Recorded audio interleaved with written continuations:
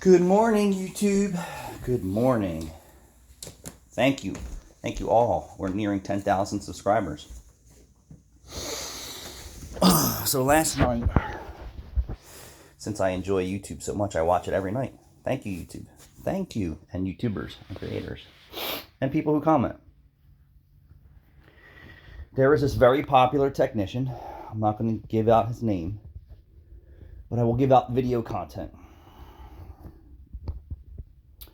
He, the comeback that never left and misdiagnosed. This was a Kia or a Hyundai with EPS steering. And I legit in my mind, knowing that I know exactly what the problem was.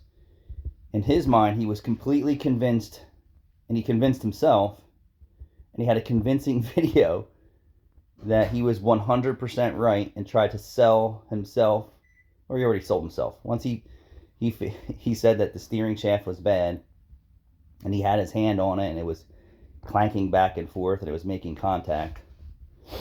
As a master technician, seasoned, well-diversed, all makes all models kind of guy, and also doing a video probably 5 to 7 years ago on the same problem that he was chasing.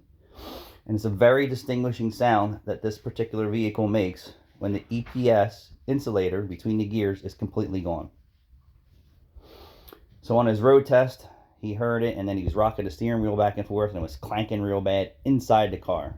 High noise, sharp, not low. So then he's doing a video, and he's selling the audience on a lower steering shaft, and I said, as soon as he duplicated the customer's concern, I already knew what was wrong with the car. And then when he got into the car, he had no idea what it was.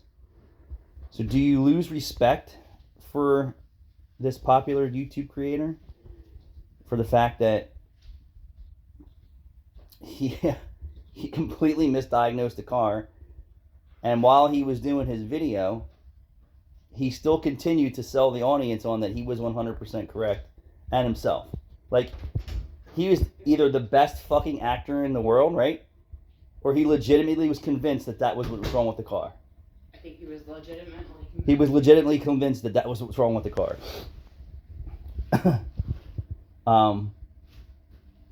But now, do you think does he lose credibility? Because if I've done a similar video on a Honda for lower steering shaft clunk, and I was getting into it, and I said, "Wow, I'm not really sure if this is it or not," and it turned out to not be the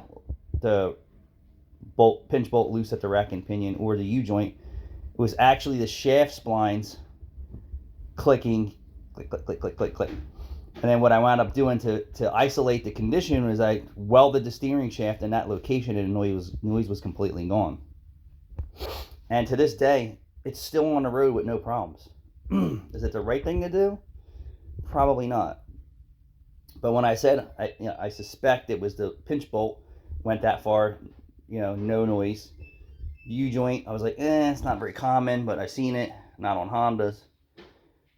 So on Hondas, it's pinch bolts loose, extremities could be rack and pinion, more extremities could be the entire steering shaft. But the point is, I didn't convince the audience and myself that I was 100% right until I knew I was 100% right. But in my opinion, this was an easy diagnostic. Now, was it done on purpose to sell you this improper diagnostic to get views and money to keep you engaged? And then the next one was like the comeback that never left. And we all get some of them. You catch it before it leaves the shop, and that happens in our business.